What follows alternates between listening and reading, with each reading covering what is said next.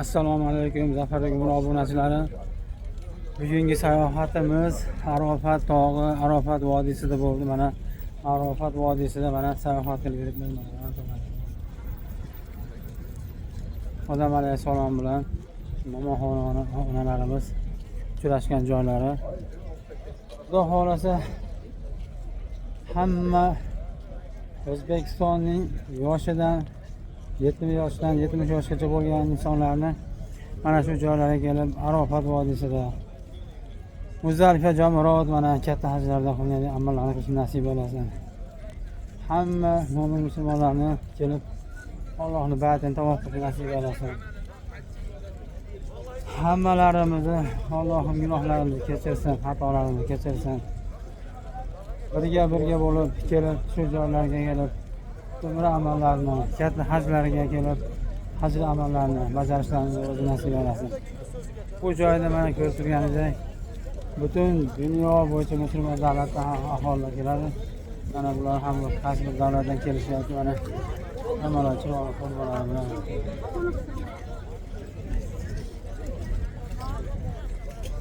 Shuning uchun Zafar Gumon obunachilari iltimos laklarini bosib, jamoatlarni ko'paytiraylik, safimizni ko'paytiraylik. Bizni gruppamizning eng asosiy vazifasi, eng asosiy viloyat tomoni 50 yoshi birga borib kelishi. Birga o'zim olib ketib, o'zim olib kelib xizmat qilamiz xudo xolasa.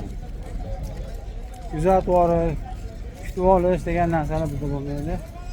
Shuning uchun hammalarni pastdagi nomerlarga murojaat qilib, bemalol joylarda band qilib birga kelishlarini o'zi nasib etsin. Mana endi jamoat avtovokzalga yetib qoldik. Avtovokzalda jamoat ko'p bo'ladi. Jamoatlarda bu yerga nimalarda ko'rishlar mumkin. Xizmatlarda. Mana bu ajvalar. Ha. 10 riyal. 20 riyal, 20. Ha? 20 riyal. Mana. Ajva! 20 riyal, 10 riyal. Mana bu maruzlar mana boshlanadi sotadi. Mana suvlar sotadi. Maruzlar mana. Hammasi mashina. Mashina ichida sotadi.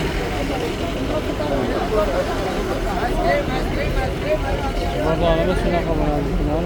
5 limon. Mana sog' bo'la salomat bo'linglar. Bozor qalinroq joyga ketyapmiz. Bu joylarda Merhaba hacı. sizlarga bozor haqida gapirmayman. Sizlarga kelib shu yerda ibodat qilishlarini nasib etsin. Mayli, sog' bo'ling, salomat bo'ling. Like bosing, obuna bo'ling. Salomat bo'ling.